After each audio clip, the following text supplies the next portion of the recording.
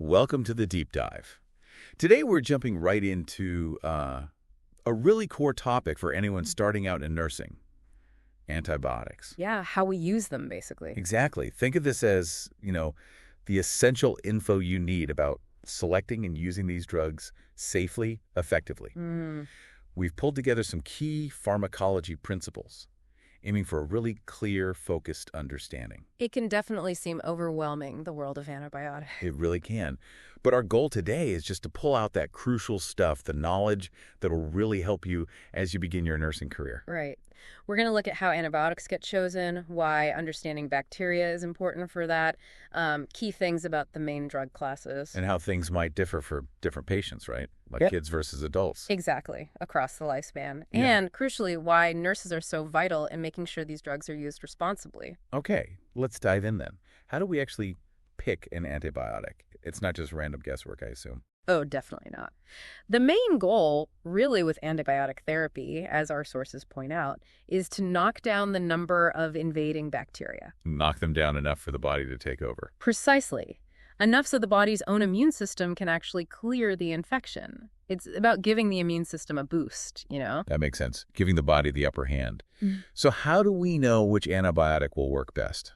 Well, the ideal scenario is identifying the specific bacteria causing the problem. We do that through a culture. Okay, growing the bacteria. Right. And then a sensitivity test tells us which antibiotic is most effective at killing or stopping that specific bug. It's like a tailored approach. Matching the drug to the bug. Exactly. A direct hit on the target. But what if someone's really sick and we need to start treatment right away? Or it takes time to get those culture results back? Ah, good question. That's where something called empiric treatment comes in. Empiric, meaning based on experience or observation. Kind of, yeah. When we can't immediately ID the specific pathogen, clinicians often start with broad-spectrum antibiotics. Broad spectrum. They work against lots of different bacteria. That's the idea. They target biochemical reactions common to many types of organisms. It gives us initial coverage while we wait for those specific results. Think of it like casting a wide net first. A safety net. Okay. While we wait for the more precise info. Precisely. And then we can adjust or narrow the therapy once we know exactly what we're dealing with. Makes sense. And sometimes, for really serious infections, or maybe to get a stronger effect, we might use a combination of antibiotics. Ah, like teamwork. Yeah, that's called synergistic therapy. Two or more antibiotics working together where their combined punch is greater than either one alone. Interesting. Like one weakens the door, the other kicks it in. That's a great way to put it. It makes the treatment more efficient. Now, I've also heard about using antibiotics before an infection even starts. Prophylaxis, is that it? Yes, prophylactic use. In certain situations where infection risk is high, we give antibiotics preventatively. Like before surgery. Exactly. That's a common example in nursing. Before certain types of surgery, especially involving the gut, to prevent infections popping up during or after. It's about getting ahead of potential problems. Okay, so selection can be specific, broad, sometimes combined, even preventative. Good overview. Yeah. Now, you mentioned understanding bacteria. Our sources talk about classifying them. Why is that important for nurses? Understanding bacterial classification is really fundamental because different antibiotics tend to work better against specific types of bacteria. Okay. And a key way we classify them is using gram staining. It's a lab technique that shows differences in their cell walls. Gram staining, right? I remember that term. What do the results actually tell us? Positive versus negative? Exactly. So gram-positive bacteria, they have a cell wall with a really thick layer of something called peptidoglycan. Thick wall. Right. And this thick layer traps the purple stain used in the process. So they look dark purple under the microscope. Okay. These guys are often involved in respiratory infections like streptococcus pneumonia and skin or soft tissue infections. Think of it like a thick coat holding onto the dye. Thick coat holds purple dye off in lungs and skin. Got it. What about gram-negative then? Gram-negative bacteria have a much thinner peptidoglycan layer. Plus, they have an outer membrane. So they don't hold the stain as well. Exactly. The initial purple stain washes out easily. Then they pick up a pink or red counterstain. Ah, okay. Pink or red. Yep. And these are frequently linked to infections in the urinary tract like UTIs caused by E. coli and also in the GI system. Think thinner shirt, loses the first dye, needs the second color. Thin wall, loses purple, picks up pink red, often GU-GI tract. That's helpful. And something about oxygen, aerobic and anaerobic. Yes, that's another important distinction. Aerobic bacteria absolutely need oxygen to survive and grow, like us. Okay. Anaerobic bacteria, though, they can live, even thrive, without oxygen. You find these often in deeper tissues, chronic infections, and definitely in the GI tract where oxygen is scarce in parts. And knowing that helps choose the antibiotic, too. Absolutely. Some antibiotics are much better against aerobes, others against anaerobes. So Gramstein tells us about the wall, oxygen tells us about their breathing needs. These classifications really guide antibiotic choice. Right. It helps narrow down the options. Okay, let's get into the actual classes of antibiotics. There are so many. What are some key ones nurses really need a handle on? It definitely seems like a lot initially, but we can focus on the major classes, hit the highlights for starting practice. Let's begin with aminoglycosides. Think gentamicin, tobramycin. Aminoglycosides. Okay. I feel like I've heard these are pretty potent, maybe with some serious side effects. You're right on both counts. They're mainly used for serious infections caused by aerobic gram-negative bacteria. Gram-negative, aerobic. Got it. They work by messing with the bacteria's protein production, basically stopping them from making essential proteins. So they're bactericidal. They kill the bacteria. How are they given? Pills. Not usually. They're poorly absorbed from the gut, so typically given by injection, IM or IV. Okay, IM or IV. Right. And those side effects. Yes, this is critical. They have a significant risk of nephrotoxicity, that's kidney damage, and ototoxicity, which affects hearing and balance. Kidney and ear damage. Serious stuff. So serious that our sources point out they often carry a boxed warning from the FDA. That's the most serious warning level. It really underscores the need for close monitoring. A boxed warning. Wow. Okay, so as nurses, monitoring kidney function tests, asking about hearing changes, balance issues, that's absolutely vital with these drugs. Absolutely essential. And you need to be aware of drug interactions, too. Like what? Well, sometimes they're used with penicillins or cephalosporins for a synergistic effect, a stronger kill. Okay. But giving them with loop diuretics, water pills like furosemide can increase the risk of that ototoxicity. And combining them with neuromuscular blockers can worsen muscle weakness. Lots to track. Definitely. So before starting, your nursing assessment needs to cover allergies, baseline kidney function, hearing status, even baseline neurological function. And during treatment.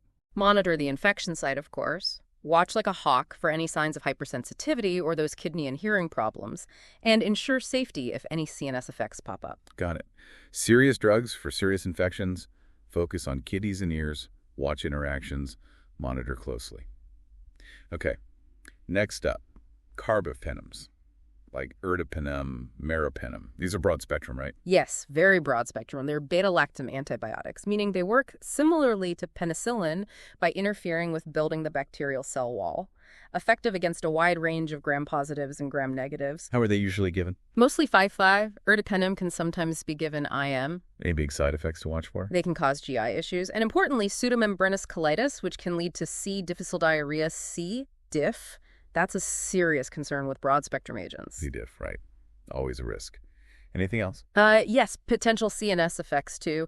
Things like headache, dizziness, and less commonly, but importantly, seizures. Seizures. Okay, that's definitely something nurses need to be aware of. Any major drug interactions? Yes, a really important one involves valproic acid, an anti-seizure medication. Carbapenems can actually decrease valproic acid levels. Oh, making the seizure med less effective. Exactly, increasing the patient's seizure risk. Also, using imipenem, one specific carbapenem with aganciclovir, an antiviral, might also increase seizure risk. Good to know. So, nursing assessments. Check allergies, kidney function, definitely ask about any history of seizures. And interventions. Monitor the infection, watch closely for any signs of colitis or other superinfections, and if CNS effects occur, implement safety measures. Protect the patient. Okay, carbapenems. Broad, cell wall target, watch GIC, diff, CNS seizures, and that key interaction with valproic acid. Let's move to another big class, cephalosporins. Cefaclor, ceftriaxone? Cephalosporins, yes. Another major beta-lactam class, so they also disrupt cell wall synthesis, similar to penicillin. I remember hearing about generations with these. That's right. They're grouped into generations, first, second, third, fourth, even fifth now. Generally, as you go up the generations, they tend to have broader activity against gram-negative bacteria and better resistance to certain bacterial enzymes. So they've evolved, in a way. Kind of. They can be bactericidal or bacteriostatic, depending on the drug and dose. Common side effects are GI upset, and again, that risk of C. difficile diarrhea because they can be broad spectrum. And resistance is an issue here, too. Increasingly so, yes, which again highlights why culture and sensitivity testing is so important, making sure the chosen cephalosporin will actually work. Okay. Anything else, Kate? Well, because they're structurally similar to penicillins, there's a potential for cross-sensitivity. Meaning someone allergic to penicillin might react to a cephalosporin. It's possible, yes. So a thorough allergy history is crucial, asking about reactions to cephalosporins, penicillins, any other drugs. So assessment includes allergies, penicillin, cephalosporin, kidney and liver function. Correct. And interventions involve monitoring the infection, watching for superinfections like C. diff or yeast, checking IV sites carefully if it's given that way, looking for phlebitis or abscess formation. Right. Generations, cross-allergy risk with penicillin, C. diff, resistance concerns, monitoring IV sites. Got it. Now, fluoroquinolones, ciprofloxacin, levofloxacin, these work differently, don't they? They do. Fluoroquinolones are synthetic, bactericidal, and broad spectrum. Their unique mechanism involves interfering with bacterial DNA enzymes. Messing with the bacteria's DNA processes. Exactly. Enzymes needed for DNA replication and repair. Very effective, but they come with some significant warnings. Oh, like what? Our sources really emphasize these. There are risks of tendinitis and even tendon rupture, particularly the Achilles tendon. Well, tendon rupture. Yes. Also peripheral neuropathy, which is nerve damage. CNS effects like confusion or dizziness. A heart rhythm issue called QT prolongation. And again, C. difficile diarrhea, plus potential liver toxicity. That's quite a list of serious potential problems. It is. More common side effects are things like headache, dizziness, GI upset, but those serious ones require high vigilance. And I think I read something about using them in kids. Correct. There's concern about potential damage to developing cartilage. So fluoroquinolones are generally avoided in patients under 18 unless there are absolutely no other safe and effective options. Under 18, avoid if possible, and resistance. Yes, like with many others, resistance is a growing concern. Culture and sensitivity are essential. So nursing assessments need to be thorough here. Very. Check allergies, ask about any history of myasthenia gravis. These drugs can worsen muscle weakness in MG patients, assess kidney function, get a baseline CNS status. And interventions. Monitor the infection, of course, but really closely watch for any sign of those serious adverse effects, especially any report of tendon pain or swelling. Implement safety precautions for CNS effects. And advise patients about photosensitivity, increase sun sensitivity. Photosensitivity, too. Okay. It's a unique DNA target, but a big list of serious warnings. Tendons, nerves, heart, CNS. Avoid in kids, usually. Watch for resistance. Got it. Yeah. Let's circle back to the originals. Penicillins. Amoxicillin, dicloxacillin, the first antibiotic, right? The very first used clinically, yes. A game changer. Penicillins, including the ones developed later to resist penicillinase, an enzyme some bacteria make to break down penicillin work by interfering with that bacterial cell wall synthesis, bactericidal. And side effects. Allergies are a big one here, aren't they? Huge. Hypersensitivity reactions are common, ranging from a mild rash all the way to severe, life-threatening anaphylaxis that's always top of mind with penicillins. The anaphylaxis, okay. Always be prepared. What else? GI upset is pretty common, nausea, diarrhea, and superinfections like yeast infections can happen too. And isn't there something about taking them with food? Or without food? Yes, good point. Many penicillins are absorbed best on an empty stomach. So the usual advice is 1 hour before or 2 hours after meals. But not all of them. Right. Amoxicillin and penicillin V are exceptions. They can be taken with food, which can sometimes help with stomach upset. Okay, empty stomach for most, except amoxicillin and Pen V. So, nursing checks. Allergy history is paramount, penicillin, cephalosporin, any others. And check kidney function. And actions. Monitor the infection site. Watch incredibly closely for any signs of allergy, especially early in treatment, but really any time. Watch for superinfections. Offer comfort measures for GI issues. And educate patients on how to take it correctly, empty stomach or not, finish the whole course. The original, still vital, but watch those allergies like a hawk, know the administration rules. Okay. How about sulfonamides?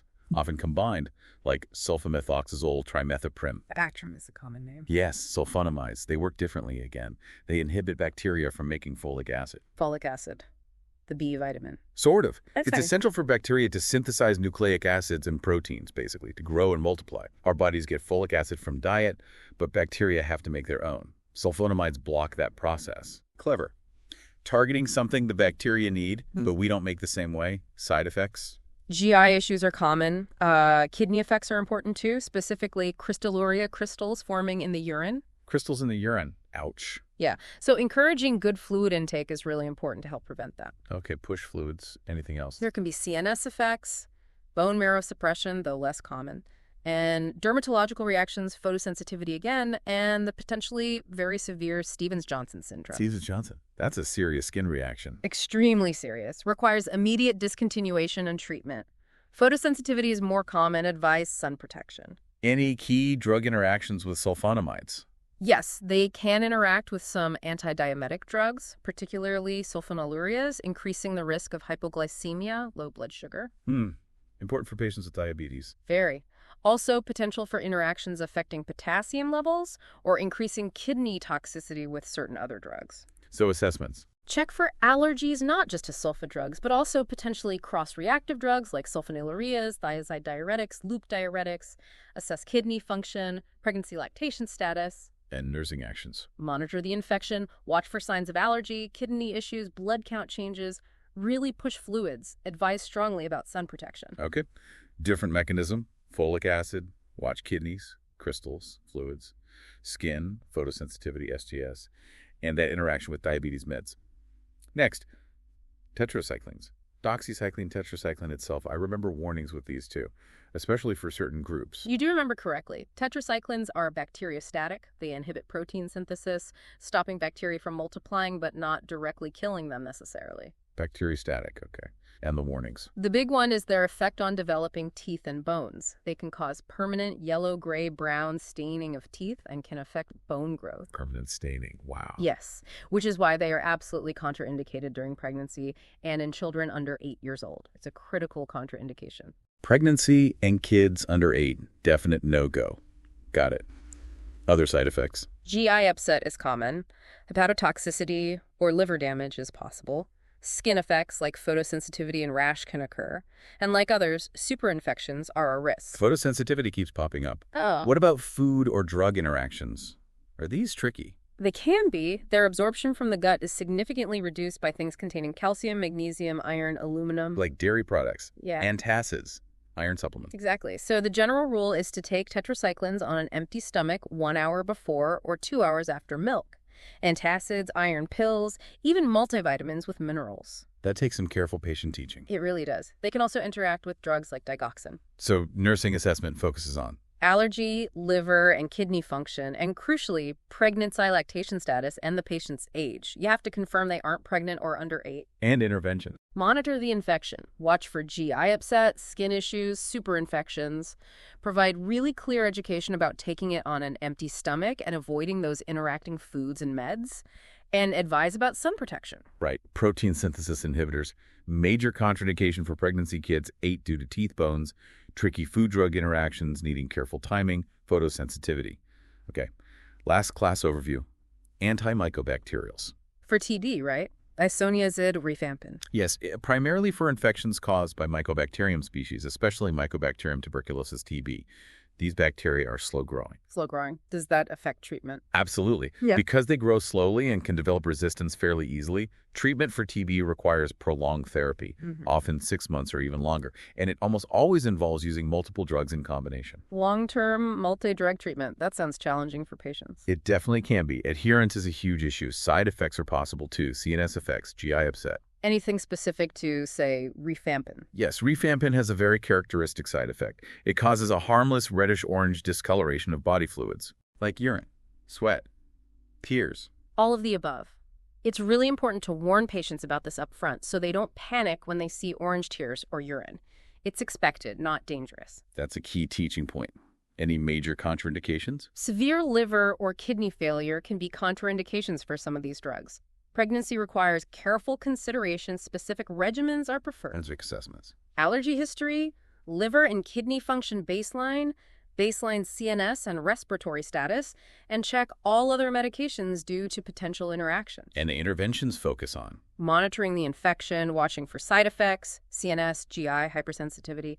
But a massive part is patient education, stressing the absolute importance of taking all the medications for the entire duration exactly as prescribed. to prevent resistance and cure the infection. Precisely. Sometimes directly observed therapy, or DOT, is used, where a healthcare worker actually watches the patient swallow their pills to ensure adherence. Wow, DOT. That shows how critical adherence is. Okay, so antimicrobials.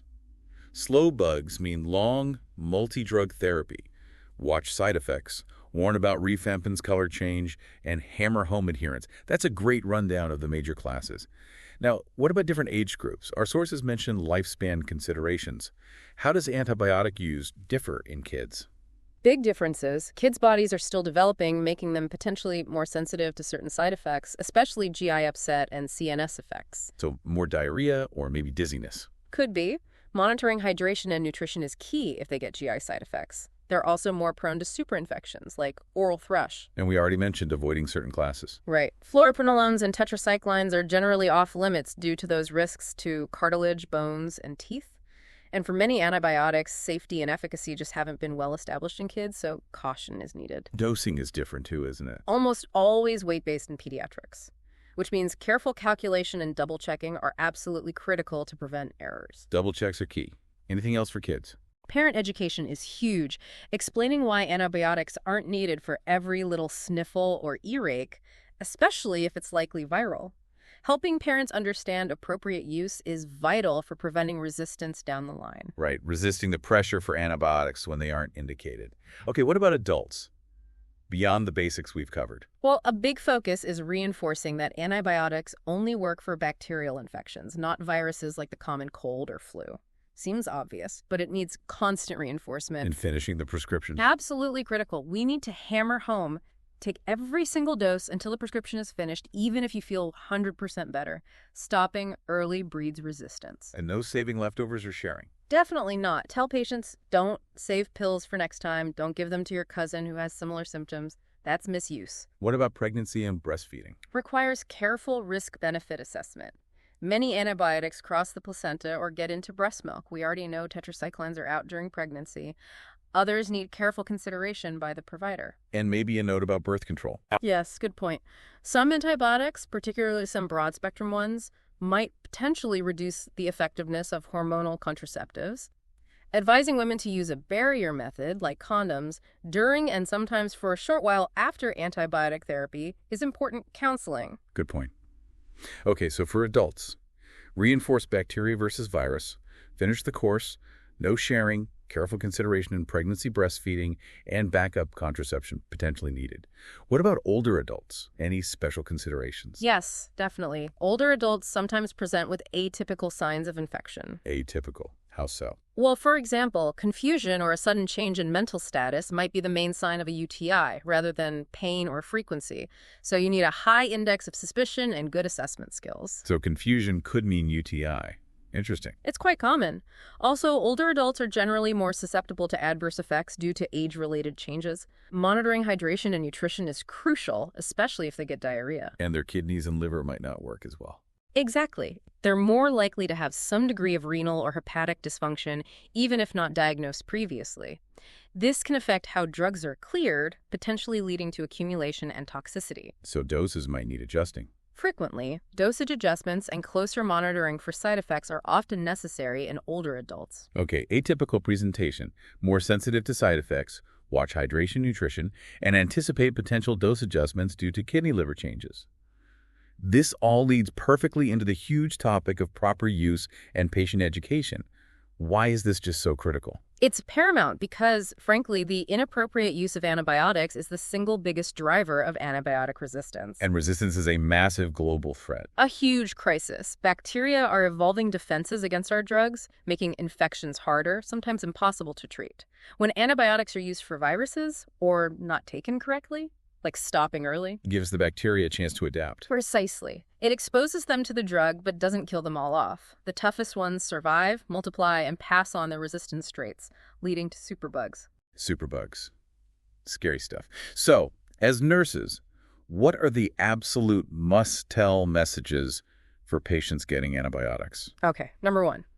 Complete the entire course of medication exactly as prescribed. Even if you feel fantastic after 2 days, finish all the pills. Stopping early is asking for trouble. Finish the course. Got it. What else? Number 2, never save leftover antibiotics for later. Never share them with anyone else, period. It fuels misuse and resistance. No saving, no sharing. Check. Number 3, explain that allergies can develop even if they've taken the drug before without problems. Repeated exposure can sensitize people. Some evidence even suggests early life exposure might increase later allergy risk. Allergies can develop. Okay. Number 4, for viral things, colds, flu, explain clearly that antibiotics won't help. Suggest supportive measures instead. Rest, fluids, maybe symptom relief meds if appropriate and recommended by their provider. Manage expectations for viral stuff. Good. And maybe number 5, let them know reliable sources like the FDA and CDC have good patient information online about responsible antibiotic use. Point them towards credible info. Finish course, no sharing saving, allergies can develop, useless for viruses, point to good resources. Those seem like really solid pillars for patient education. You really are. And nurses are perfectly positioned to deliver that education consistently. It's at the heart of combating resistance. Absolutely. Nurses are right there interacting with patients constantly. We have a huge role to play. An indispensable role. By reinforcing these principles over and over, we can genuinely help slow down resistance, help preserve these life-saving drugs for the future. This has been incredibly helpful. A real deep dive into the fundamentals of antibiotics for nursing. We've covered, a lot. Selection, bacteria basics, the major drug classes with key nursing points. Aminoglycosides, carbapenems, cephalosporins. Fluoroquinolones, penicillins, sulfonamides, tetracyclines, even antimicrobials. Yeah, hitting the highlights, the need-to-knows. Plus lifespan considerations, and wrapping up with that critical piece on proper use in patient education to fight resistance. The bottom line for students stepping into nursing is that understanding these principles isn't just nice to know, it's fundamental for safe, effective care. Couldn't agree more. And your role as future nurses in educating patients about using antibiotics responsibly and preventing resistance. It's just vital. You're safeguarding these crucial tools. So a final thought for everyone listening as you move forward in your nursing journey. How will you, personally, in your day-to-day practice, make sure you're contributing to responsible antibiotic use? How will you help tackle this huge challenge of resistance? Something to really think about. Keep exploring, keep learning about specific drugs, infections, and the ongoing battle against resistance. Absolutely. Thanks for joining us for this deep dive.